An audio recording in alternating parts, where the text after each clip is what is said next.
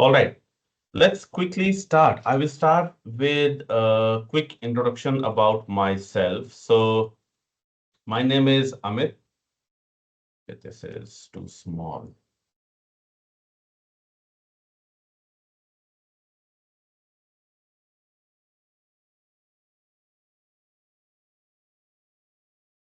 All right, so my name is Amit, and I will be discussing with you today about Ansible, right? So we are going to cover basics of Ansibles only. We will talk a little bit about what is it, what's the problem that it solves, and how does it solve it, a little bit of architecture, and a small demonstration, demonstrating the capabilities of Ansible, right? And then giving you a first-hand experience of what it can do, and what are these capabilities which you can use in enterprise environments or for some fun projects. Okay, so that's the target for today. It's going to be 1 hour session. So I'm going to spend around 40 minutes on my explanation and demo, and then we can reserve the 10 minutes at the end for Q&A. Okay, so that's the time that we have. And let's quickly start. So let's talk about the problem statement. Okay, let's say you are working in a team. Okay, this is a team. Yeah, it could be,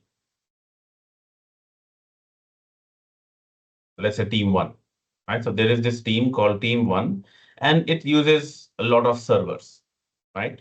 So there could be a server for storing their Git repositories. There could be a server for storing their, uh, performing your builds. There could be servers for databases. There could be servers for running applications. So there are many servers in your team environment, which are used by the team members for various purposes.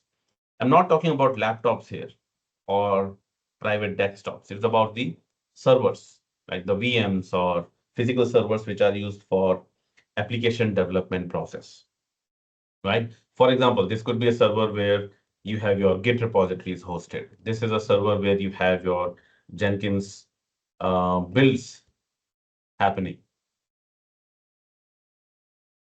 right? This could be a server for, let's say, your web app front end being deployed. And this is a, let's say, a database server. So there are all these different kinds of servers which require some configurations on them so that they can work for their specific use cases, right? So what, for example, what configurations? For example, for Git, you may need, on this particular server, you may need Git binary installed. You may need some users created, and you may need some configurations done on this particular servers, right? So Git app should be installed, right? Some users should be created, some configuration should be there. Similarly for Jenkins, right? If you want to configure Jenkins server to be used as Jenkins server, you may need, let's say, a Java being installed, Jenkins being installed. So Java app, Jenkins app, what else? Then you might need some services to be running, some ports to be opened, some firewall rules, right? So that it can connect to external systems, some configurations. So all these changes on the servers, all these things have to be configured on the server. Right? Maybe I should make it more dark for ease of visibility. Right. So similarly, you have to configure all servers, right?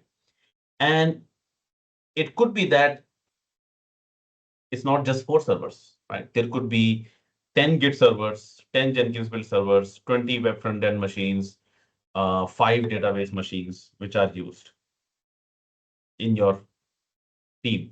So how do you configure them with these configurations, these desired configurations, so that they can work accordingly?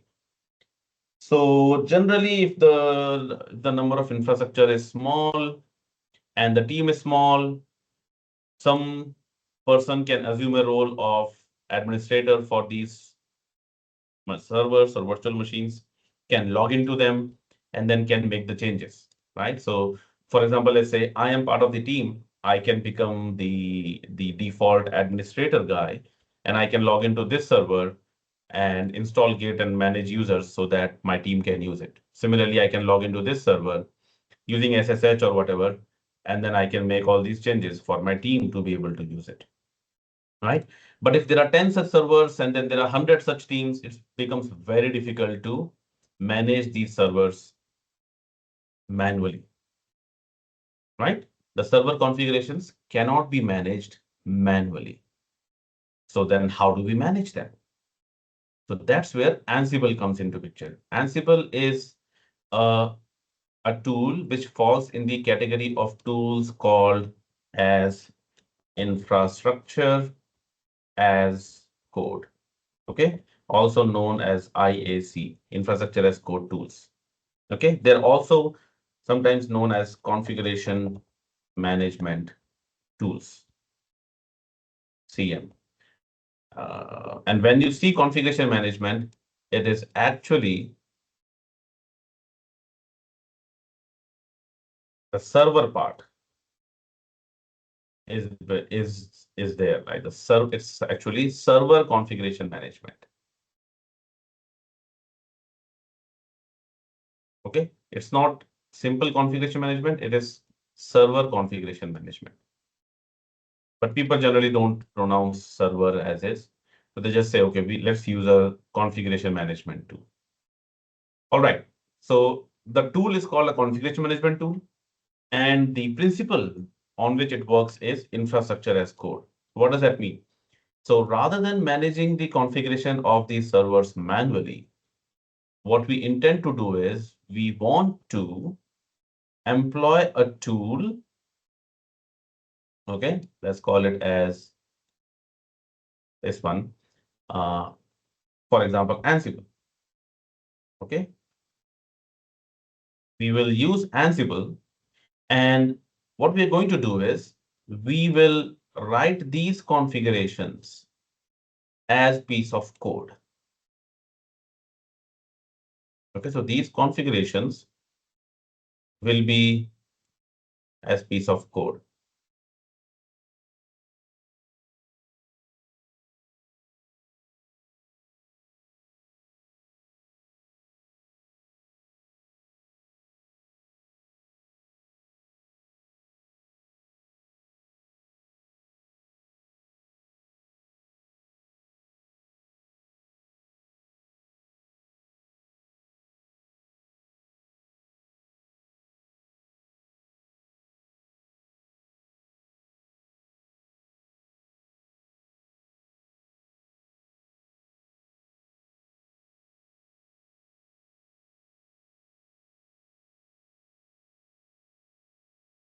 Right, so this is code. So what we do is instead of managing the configurations here manually for all these servers, we write the configurations as piece of code, right? It is generally YAML, but it could be JSON, it could be any other tool. And we feed this code to this CM tool like Ansible.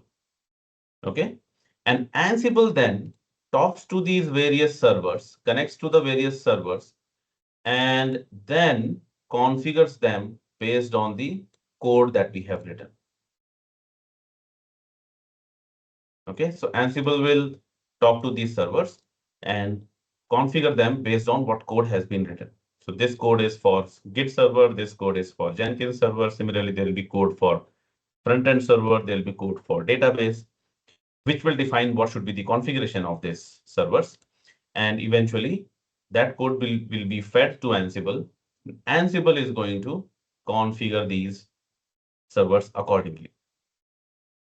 Is it making sense now? So now, since we are not doing it manually, we can easily scale it up. We can manage 100 servers or we can manage 1,000 servers. We just need to connect them to Ansible, and then Ansible will take care of managing them. right? Do let me know if it is not clear. I can explain it again. Now, how does Ansible talk to these machines? Ansible talks to them generally, most of the times, via SSH.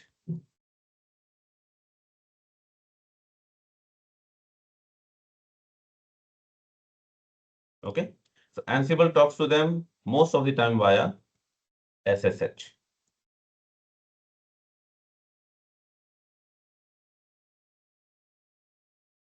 And for SSH to work, there has to be an SSH server running on these machines, which runs by default on all the Linux machines. You can also manage Windows machines with this, but for that, you use another protocol called WinRM, which is out of scope for our discussion. So the scope is we want to manage the configurations of Linux-based servers using Ansible. All right, cool. This is basically it. So where do you get Ansible? Well, you install Ansible on another server, right? You take another server, some VM or somewhere where you install Ansible, and then Ansible connects from there to these servers, right? So such a VM is called Ansible Control Tower, Ansible Control Machine. Ansible Control Server.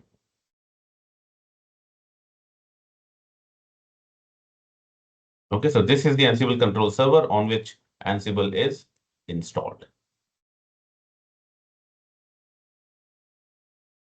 Okay, now that's how it works. Now, are you guys with me till now? Can I get a reaction, a thumbs up?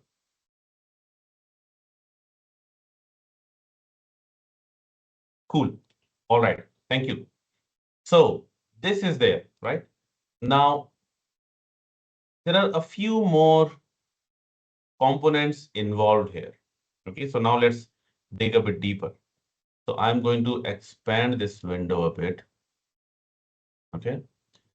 And this team one actually is only for these servers, right? So I'm going to move all these things outside here. These servers only belong to team one. Rest of the things are common for everyone. There will be a common Ansible server.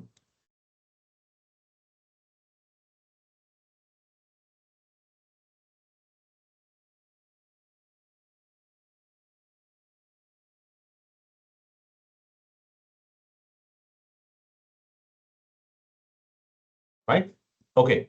So now there could be another team with similar requirements.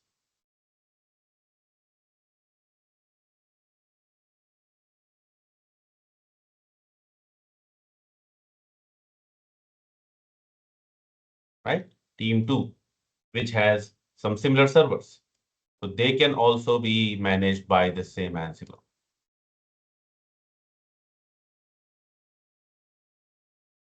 Right? I hope you guys understand what I'm trying to say. A single Ansible server trying to manage the infrastructure across teams overall your organization. Right?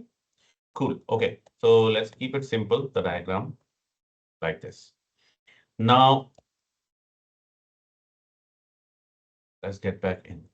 I'm going to remove this because we already know, so it's going to, let's simplify it. Okay, we will talk about the code in a bit, but let's talk about what else is involved. Okay, so on the Ansible control server, we need to have some certain configurations.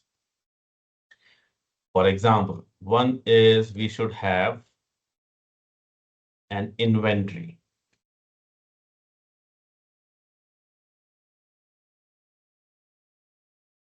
Right?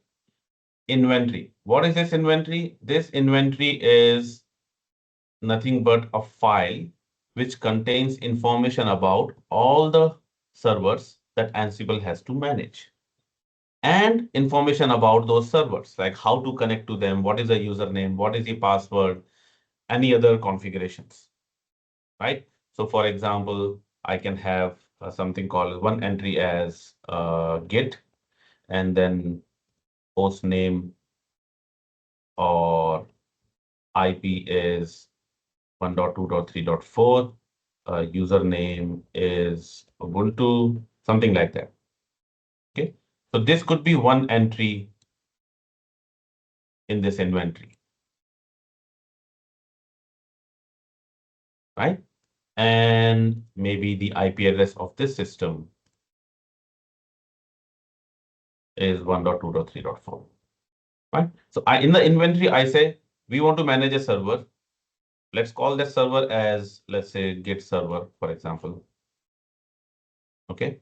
And the IP address for that server is 1.2.3.4. Username is Ubuntu. Now, this information from the inventory will be used by Ansible to connect to the host that it has to manage. Okay.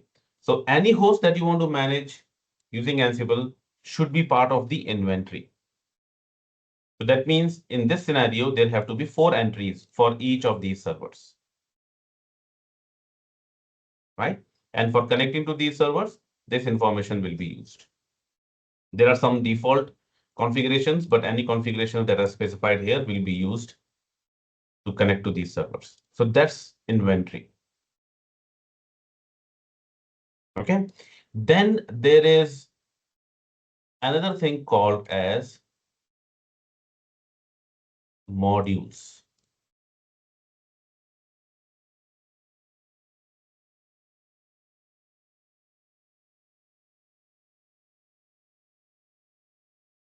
Okay.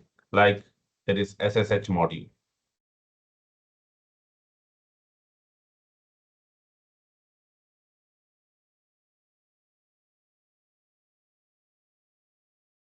And not SSH module, wait. There is, for example, there is file module, right? There is a package module. Similarly, there are other modules also.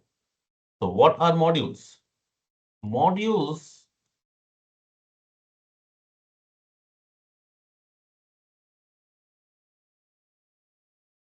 give me a sec.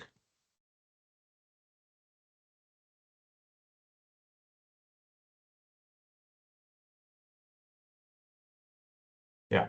So modules are nothing but small binaries which actually make configuration changes on the servers, right? So in our infrastructure as code, in the code, we can write, I want Git app to be installed on this server. I want Java to be installed on this server and Jenkins to be installed on this server. But how will the installation be done? That is taken care of by the actual modules. Modules are small programs which actually go connect to the remote machine and make required changes. Okay, those are the modules. They are by default installed on the Ansible control tower. And when Ansible runs, it can send these modules over, then they can execute on the remote servers. Okay, all these remote servers are referred to as host. Okay, so this will be, for example, host 1. And then this will be host, another host. This will be another host. This will be another host. Right? So in Ansible terms, these are called hosts.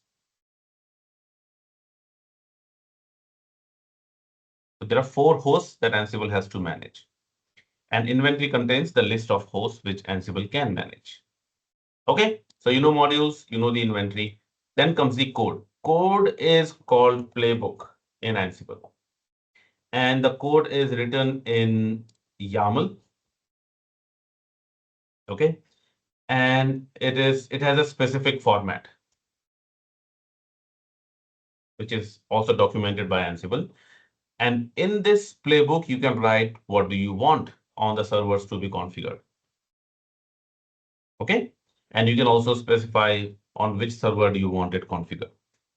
So when you run Ansible, Ansible is going to read the inventory. Okay, Ansible is going to read the inventory and identify which are the hosts available. And then it's going to send over these modules, okay, to make those changes on the hosts that are in the inventory. And what changes will be made? That is defined in the playbook. The playbook will contain information about what configurations need to be applied on these servers. Right?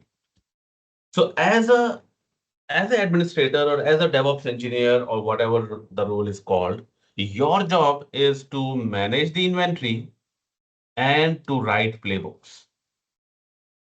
Okay. And maybe you will also have the responsibility to manage, make sure that this Ansible control tower is running fine all the time. Right. So that's how Ansible works. Are you guys with me?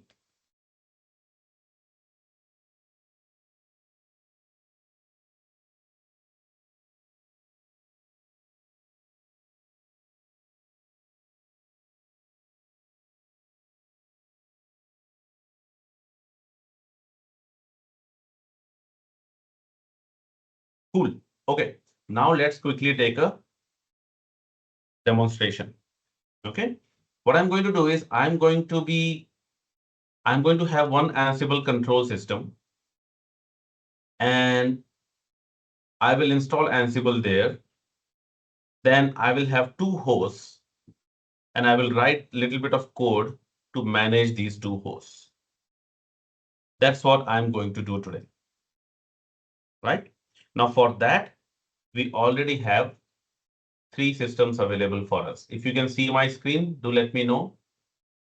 There is a terminal that I have opened.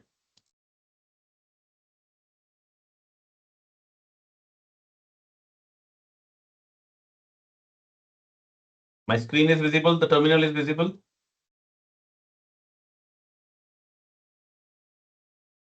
Give me a reaction, guys. All right, cool. So this machine, which is 10.0.17.176, this machine let's use as Ansible. Okay. Now, first thing is I want to install Ansible on it. So I am going to just look for Ansible install Ubuntu. And I will just find a guide here. Pretty straightforward. So this is for Fedora. On the left-hand side, you can see Ubuntu. So these four commands need to be run to be able to install Ansible on Ubuntu. Let's try to run that. Okay, I don't know why it copies the dollar.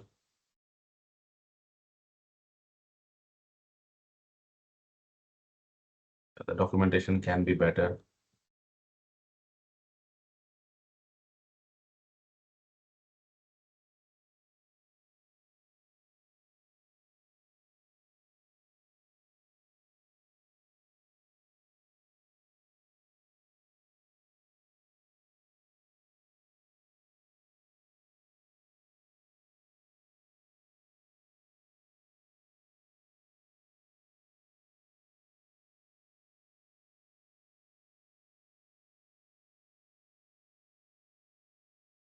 So Ansible is being installed.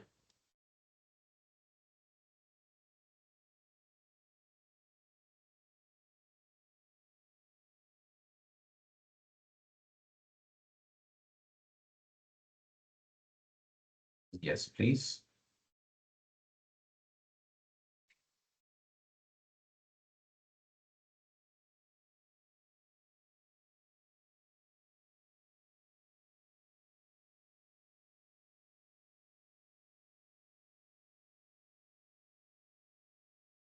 So Ansible is written in Python. So you will see a lot of references to Python. It will install a lot of Python libraries as well. All the modules, like most of the modules, 99% of the modules are also written in Python. So Ansible is very Python heavy. Okay. So if you see somewhere, things happening on Python and all, don't get worried. You can see here a lot of Python related things are also installed. Okay. So Ansible is installed now. Looks like, let's see. So let's run a command called Ansible version. And that should tell us, right? So Ansible core version 2.21 is installed. Okay. Now Ansible looks for its main configuration in this file, etc Ansible, ansible.cfg. And if I print the file here, it has a lot of commented out things, but there is no configuration actually right now. Okay. Then where will it look for modules? All the modules are installed either here or here. Okay. Or here. So these are the places where your modules can be installed. What are modules? If you remember, modules are the small libraries that are used, these packages, which actually make the configuration changes. Right? So modules are here. We can maybe see if there are modules. There is nothing here.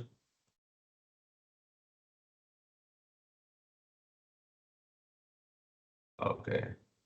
Maybe.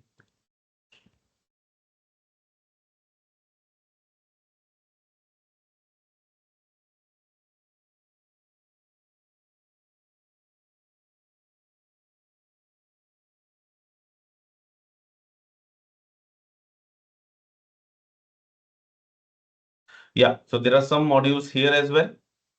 Okay. And as and when required, there are modules here you can see. Right. So there is a user module, there is a pip module, there must be a package module.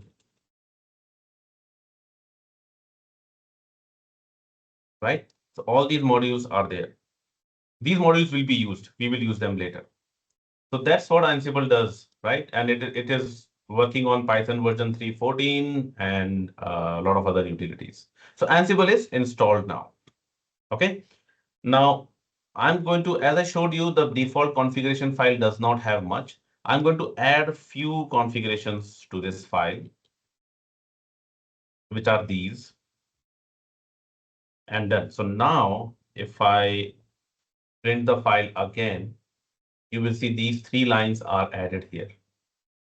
Okay, so I'm adding 2 configurations here.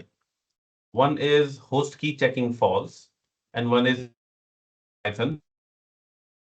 Talk about these later, but this is just for convenience. These are not required configuration. They just make our life convenient at certain places, which I will talk about later. Okay, cool. Now we have Ansible available. We need an inventory. So let's create an inventory. On the Ansible control server, I'm going to just create inventory in my home directory. So I'll just call it as inventory. You can give it like inventory.txt, inventory.ini, whatever. The file extension does not matter. So I just said /inventory. And here I'm going to give the names of the hosts. Okay, the host information. So let's say I have 2 hosts. Right, so there is host 1 and then host 2. There are 2 hosts. Any line that starts with hash is a comment. It's not going to, Ansible is not going to consider these 2 lines at all. Now, let's give the information about the host. These are my hosts. I have already connected to them. These are my hosts. And I'm going to give the information about those hosts. So let's say this one is a web front end. Okay. So I'll say host 1 web. Let's call it as web. And Ansible underscore host is equal to the host name or IP address of this machine. So I'll just give the host name of this machine. That's it. Okay. And then let's say this host is a database, for example, data DB. Ansible underscore host is equal to this particular host name. Right. So I'm telling Ansible that you have to manage these 2 hosts. There is host 1 and host 2. Host 1, we will call it as web, and the host name or IP address is this. Host 2 is DB, and this is the host name or IP address. Just give me 1 second, guys. Somebody's at the door.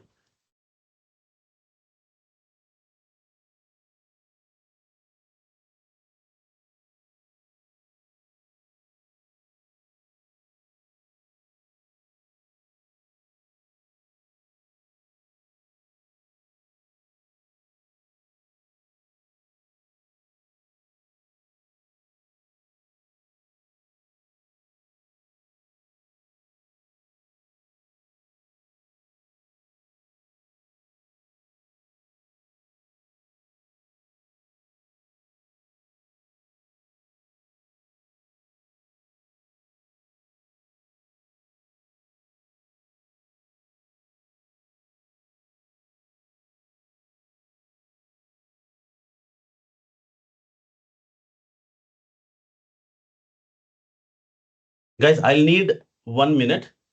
I need to take care of something. I'll be quickly back in a minute, not more than that.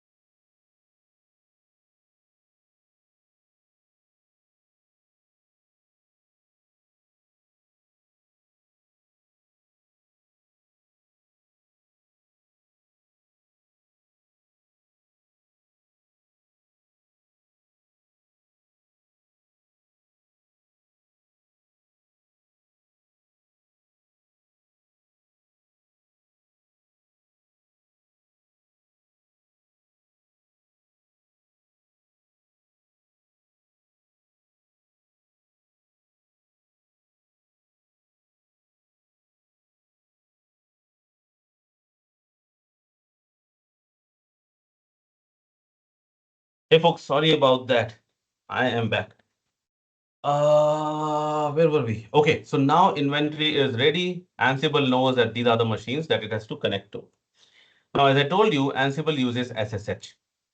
Okay, so that means it needs a username or password to connect to these machines. Now, first, let's verify if our inventory is correct or not. So now how do we run Ansible? Before, like, let's just validate our configuration. Now I want to run Ansible so that Ansible can talk to our inventory servers and get some information. So I say Ansible, right? -m ping, okay? And I say -i inventory.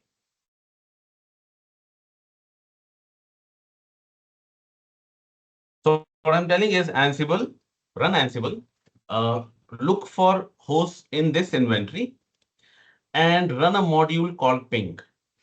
So I'm not explaining modules right now in detail. Maybe I'll explain it in a bit. This module, which I'm using, which is called ping, is also installed by default. And what it does is it just checks the connectivity to the host mentioned in the inventory file, right? So also I need to say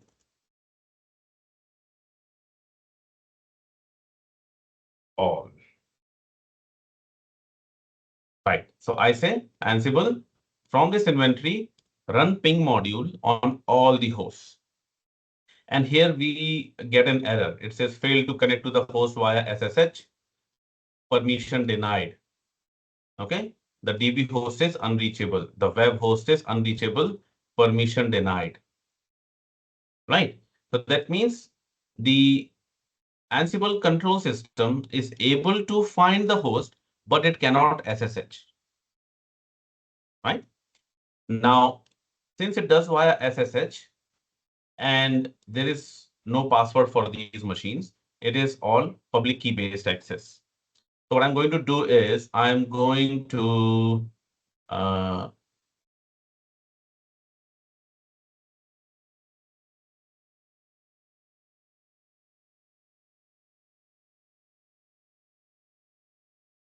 check out on our Ansible control machines.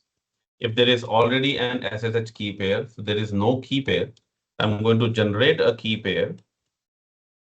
I hope you guys already know about SSH. If not, you can read about it later. So I'm going to generate a key pair, right? Which is nothing but a set of public key and private key. So there is a public key and a private key generated. And I'm going to copy the public key to these other hosts so that they can be accessed by the Ansible control tower. So this is my public key. I copy it. And on these remote hosts, I am going to open the authorized keys file.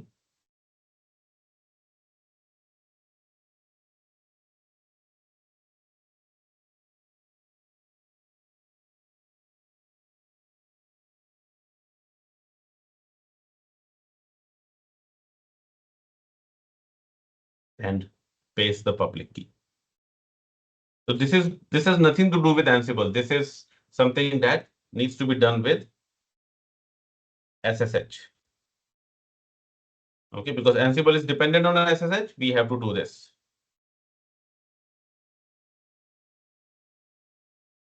Added. So I have added the public keys here. Now let's run Ansible again.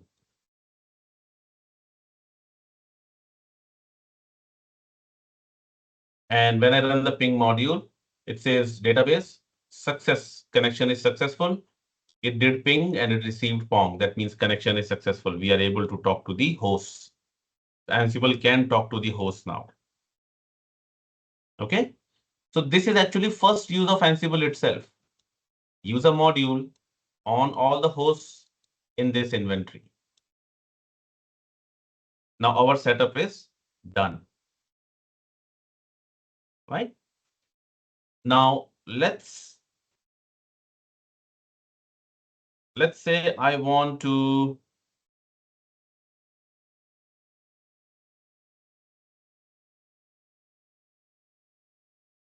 let's take an example here. Let's say I want a user called Alice to be available on the Git host. Right? So now I can run Ansible and give this instruction. I can say Ansible use a module called user, right? And from this inventory, pick up the host web.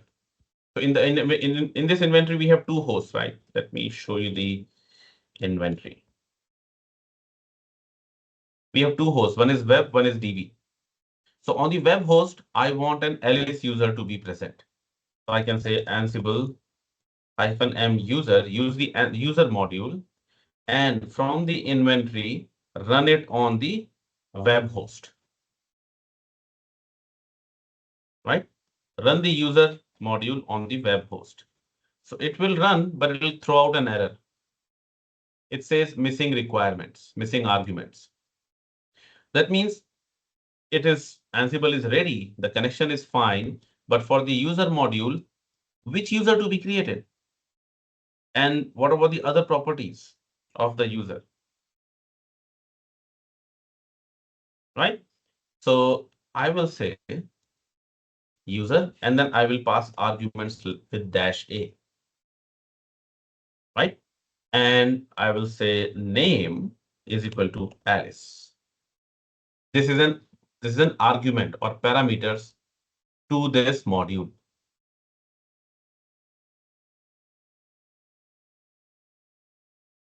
Right? I want this module to perform certain tasks, and these are the parameters.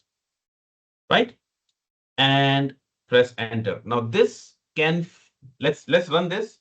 I'm sure this will fail, but let's run this anyways. Right. So here you see it's running Ansible user module to create this particular user on the web host from the inventory, which is this one. Now here, creating a user is a privileged task. It has to be run as root, right? It needs to be done with sudo permissions. You cannot simply create, any user cannot simply create a user, right? So while running this Ansible command, I also say become dash dash become. So that is an instruction to Ansible, say connect via SSH, use the user module to create this user, try to become root user. Okay, try to become root user. So if there is a sudo permissions, it will be successful now. And now there is a success message. It says that something is changed on the web host. A user is created, name is Alice, and then it assigns a lot of properties automatically, right? So it creates a group for this user, the home directory for this user, the user ID is also created, right? These are some default values that it used. We could have passed these values also as arguments. If we wanted to create a home directory, some specific home directory, we could have mentioned here. Right, so user is created. Let's quickly check. I go here and I say sudo ID Alice. And looks like Alice is present. Let's see if Bob is present. Bob is not present. If I also want Bob user, I can say name Alice and another command called name Bob. And that is also done. And now on this host, I can run ID Bob, and Bob also exists, right? So we are not manually creating these users on the target host. We are running Ansible using its modules with its inventory to manage the hosts. And if there are 100 hosts in the inventory, I can just say run this on all hosts. User Bob on all hosts. Doesn't matter, 100 hosts or 1,000 hosts, all of them will have Bob user. So now you see web and DB both have Bob user. The output of web is success and green in color. DB is yellow and changed. Right? That means web already had Bob. So the changed is false. Nothing was changed. Web's host already had Bob user. Okay. The DB host changed something on it. The Bob user was created. So Ansible is also idempotent. What is idempotent? It will not recreate things if they already exist. So it doesn't matter if you run this command 100 times. If configuration already exists, it's not going to change anything on the system. So Bob user already exists on all the hosts, so it's not going to make any changes. So that's how basically Ansible works. That's what I wanted to show you, right? We do not have playbooks in the scope today, so maybe I can have a subsequent session to talk about playbooks. How do we write the code so that we can feed it to Ansible? So today's idea was to talk about modules and inventory and show you how this end-to-end works. And maybe in some other session, I can talk about playbooks as well. Cool. I am right on time. I open the floor for questions. I'm sure you guys have some questions and I'll try to answer them. Thank you.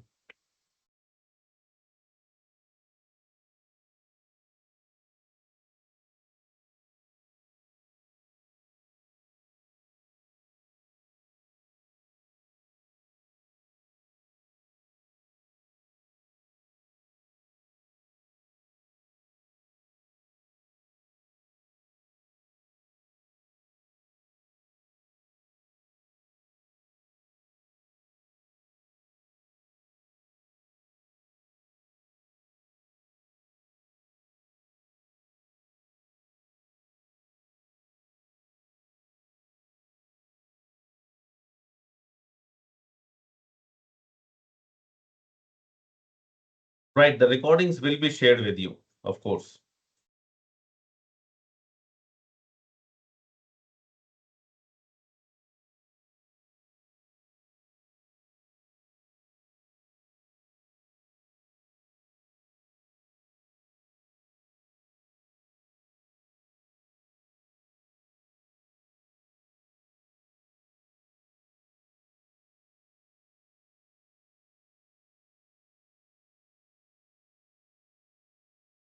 Thank you for the appreciation. Do we have any questions?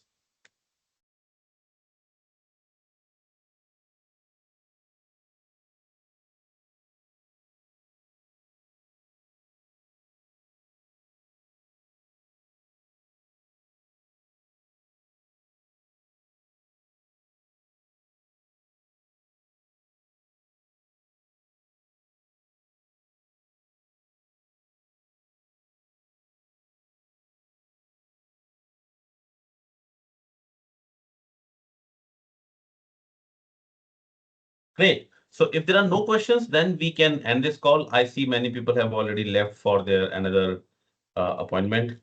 So yeah. Can we use same IP for both team one and team two? I do not know what do you mean by same IP. Every host has a unique IP, right? So you cannot reuse IPs. Control server's role. Control server contains the complete logic, the Ansible, the inventory, the modules, and everything. So that's you manage your infrastructure from the control server. Okay. There's another question. What is the difference between Terraform and Ansible? Good question. Ansible works at the operating system level. That means it can manage the hosts once you have OS installed and Ansible can SSH to them, right? Terraform is used to create these low-lying infrastructure. Right? So it can use to create these hosts on AWS or Azure cloud providers, or it can be used to manage their networking and all. So at the cloud provider level, whatever you do with Terraform. With Ansible, you configure on top of the servers. Unfortunately, I do not have any document created, but maybe if I do something, I will share it with you via SkillUpRight. The thing is, these are all customized webinars, so there is no pre-existing document for those, unfortunately.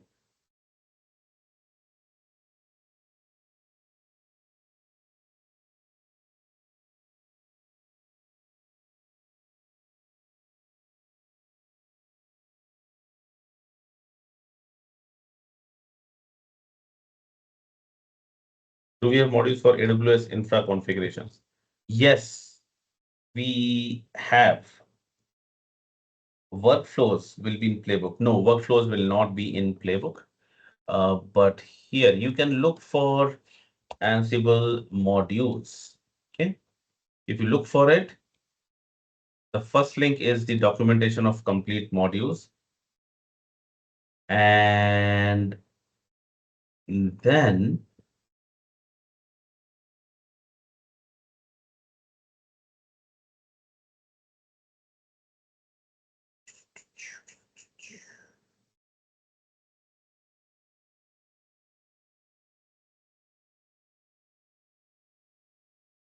hold on, this is not the link. This is the one. No, I think they have changed the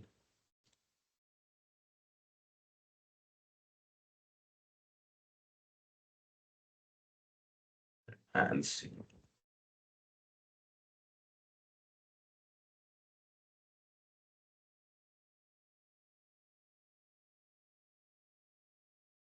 Okay, so we are here.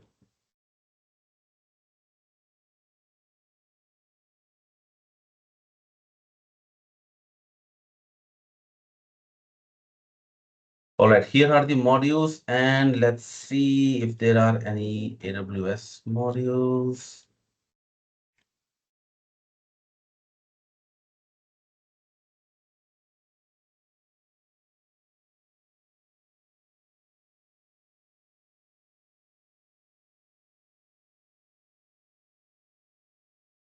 Amazon, maybe? Amazon, yes.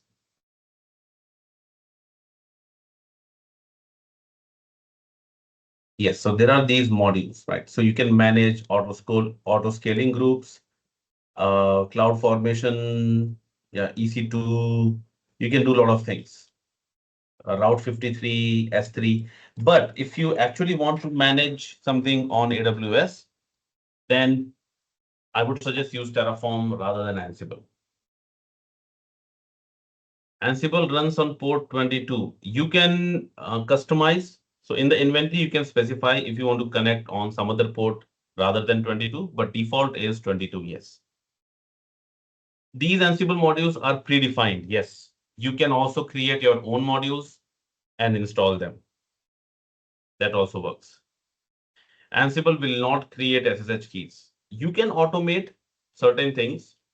You can automate with Terraform to create SSH keys and add them to the infrastructure, but Ansible will not do that for you.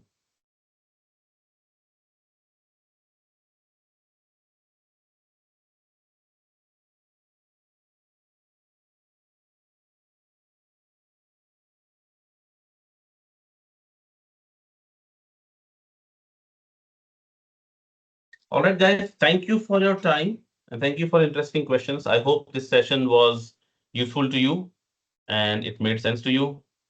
I will meet you in subsequent webinars. Thank you. Do take care. Bye bye.